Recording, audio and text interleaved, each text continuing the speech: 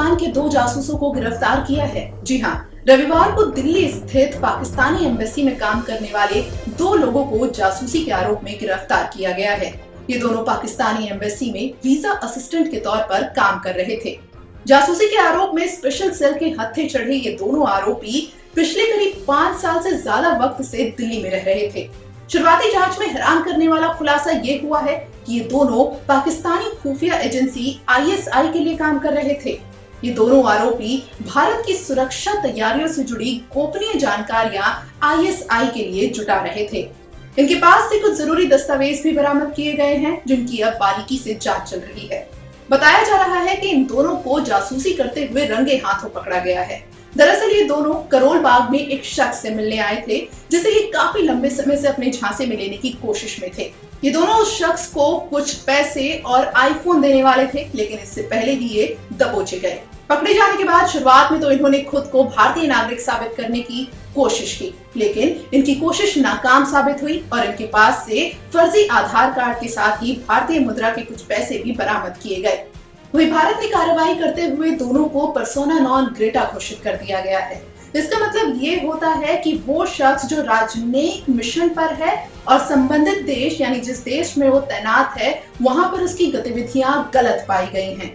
Persona non Greta के तहत ही इन दोनों को पकड़े जाने के बाद 24 घंटे के अंदर अंदर भारत को छोड़ने का आदेश सुना दिया गया। वहीं भारत की इस कार्रवाई से पाकिस्तान तिलमिलाया हुआ है।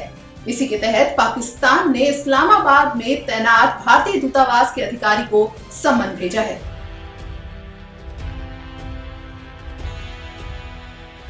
देश भर में कोरोना वायरस के मामले बहुत तेजी से बढ़ रहे हैं।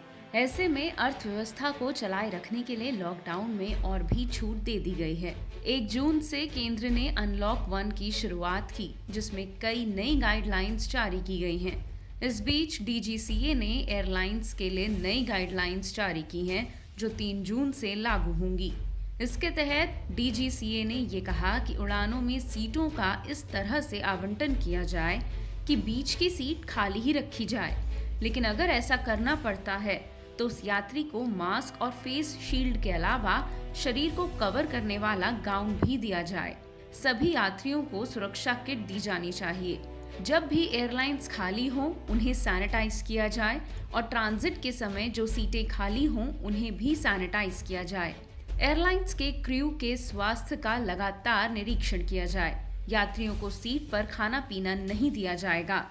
अगर यात्रा के दौरान कोई भी कोविड-19 का मामला सामने आता है तो तुरंत प्रभावित क्षेत्र में सैनिटाइजेशन कराया जाना चाहिए। DGCA की ओर से ये सभी गाइडलाइंस उड़ानों के लिए दी गई पहले की गाइडलाइंस के अतिरिक्त हैं। लॉकडाउन के 2 महीने के बाद केंद्र ने 25 मई को 1/3 उड़ानों को मंजूरी दे दी थी। इसके लिए सरकार द्वारा निर्धारित टिकट का किराया 2,000 रुपए से 18,016 रुपए तक का है।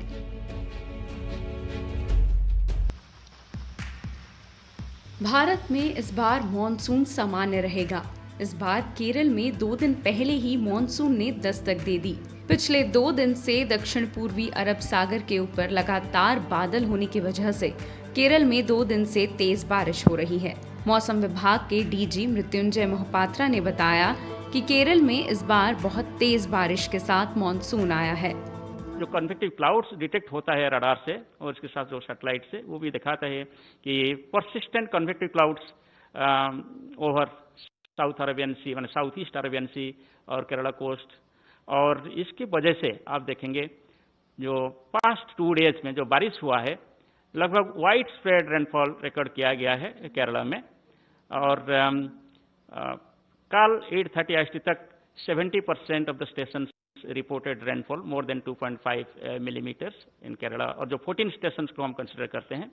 और आज more than 80% of the stations reported rainfall of 2.5 millimetre और मोर।